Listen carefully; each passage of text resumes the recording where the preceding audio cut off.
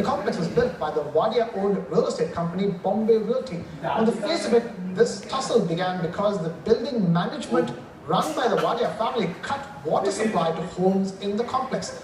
But at its root is a fight to get management rights over the complex. Reportedly, the Wadias still run the building's management. Magic Brixna's Ruchi Deshpande caught up with the residents of the society. Listen to what they had to say.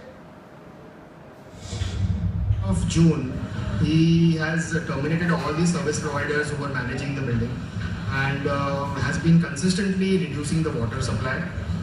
There's a lot of information to us that a lot of the water is actually getting diverted to the construction site over here. CBRE today is officially representing the building owners, the flat owners, the society owners, and is working on our behalf. Consistently since the last 3 days, he has been harassing entry of CBRE into the premises. Even yesterday night at 12 o'clock, we were at the main gate. He has increased security. He's brought in bouncers, which is actually not permitted in a residential area. The flats, when we bought them, were under MOFA. And he had promised us a society. Even after possession, he took money from us for formation of society.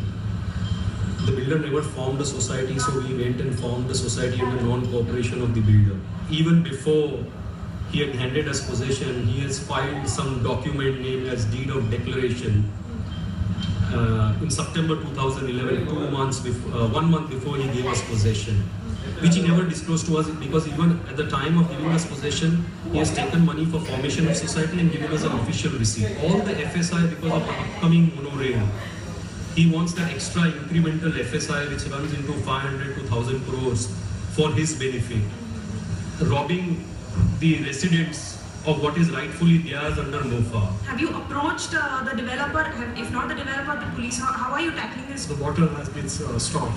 So we've been talking with the local MLA, we've been going to the municipal office and trying to resolve that issue. What is your future course of action? What are you now aiming for? Who will you approach? We really felt threatened because at middle of night when we would come home, when the kids would come home, there would be no security, the lifts are not functioning properly, the building is very deserted.